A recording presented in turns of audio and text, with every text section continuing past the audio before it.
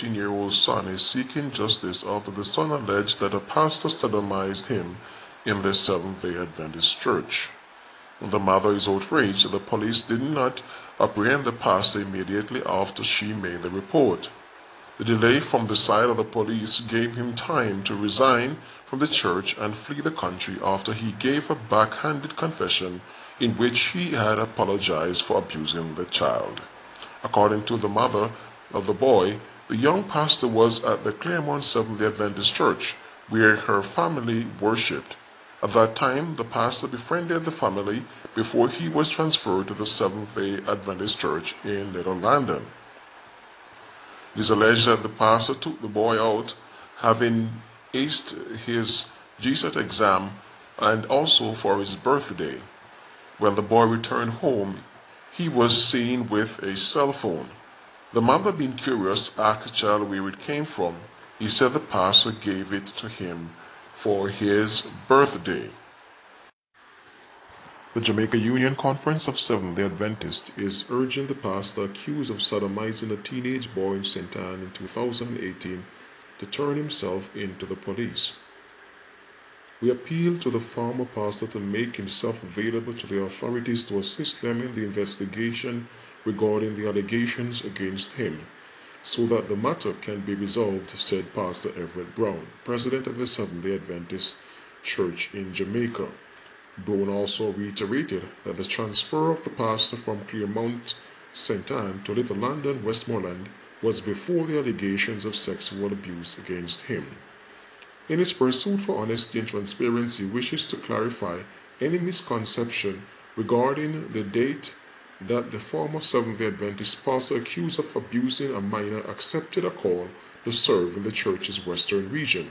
As stated in the Sunday Observer of March 8, 2020, we do not shield any of our workers or members accused of child abuse, as we deem it a criminal matter in which the law should take its course, said Brown.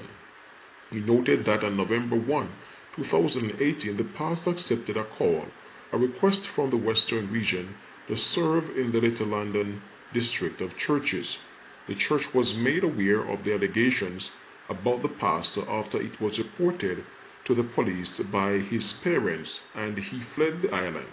He subsequently resigned January 21, 2020. Since the matter was made known to the church's leadership, members of our team in the North Jamaica Conference have been in touch with the victim and his parents, providing pastoral care and counseling, added Brown.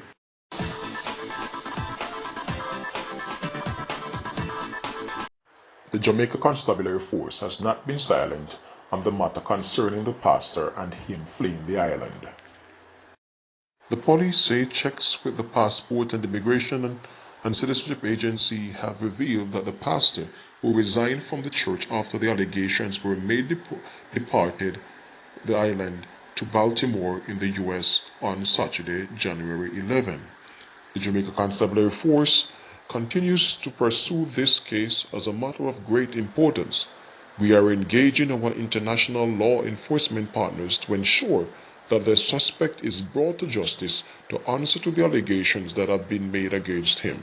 Head of the Police Corporate Communications Unit, Senior Superintendent Stephanie Lindsay. Peter Phillips' plea for God's intervention. President of the People's National Party, Dr. Peter Phillips, has called on Governor General Sir Patrick Allen to declare a National Day of Prayer as Jamaica battles the coronavirus. In his budget presentation today in Parliament, Phillips pointed out that the majority of Jamaicans continue to believe in a high power and that the time has come for us to extend our collective faith as we seek his intervention to overcome current challenges. Let us remember the almighty power of God, who leads forth in beauty over all this fair land. Be thou our ruler, guardian, guide, and stay. It would be of comfort to our God-fearing people if this country was to declare a National Day of Prayer at a time such as this. I propose to write to His Excellency the Governor General, hopefully with the support of the Prime Minister, that he declares such a day, he told the House. Phillips said the Day of Prayer will be in accordance with the rules outlined by the government relating to the assembly of individuals. in specific spaces and locations, and specifically in families and homes across the island. Phillips made the call after outlining a raft of suggestions to address the anticipated COVID-19 fallout. He said apart from the possible devastating impact of the physical health of Jamaicans, the economic effects must be considered. Stay tuned for our pointing views.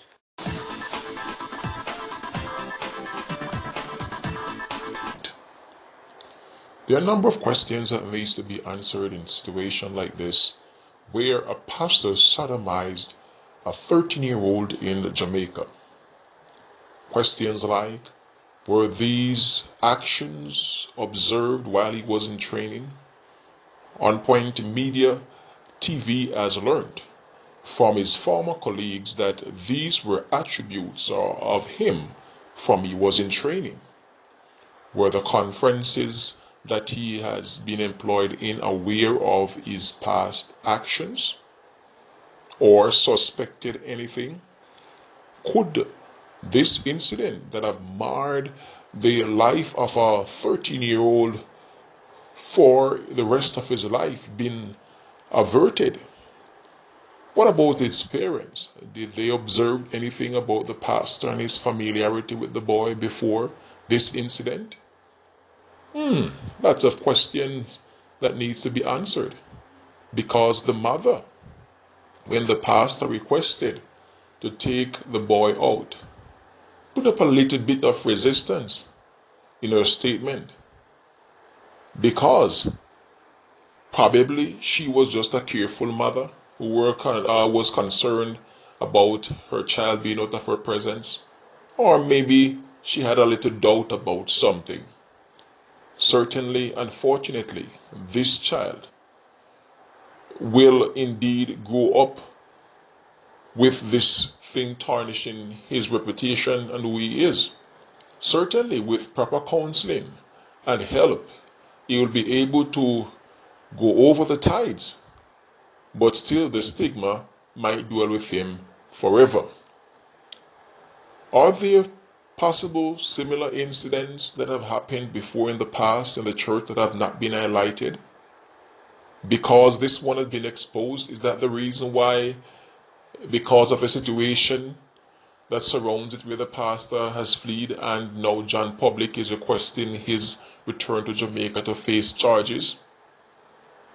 These are other questions that need to be answered as we seek to keep everything on point.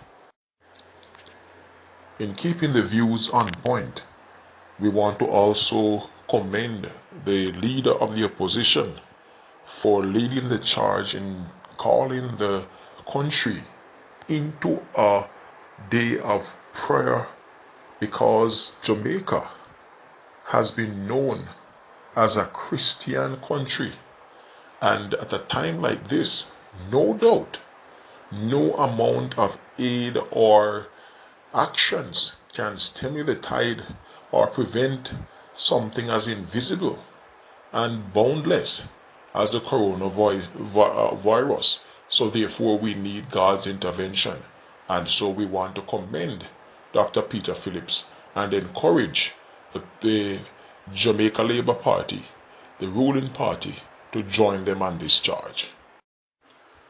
Please remember to like, share, subscribe, hit the bell so you can be notified when we post a new video, as we continue to keep the views on point. This has been Onpoint Media.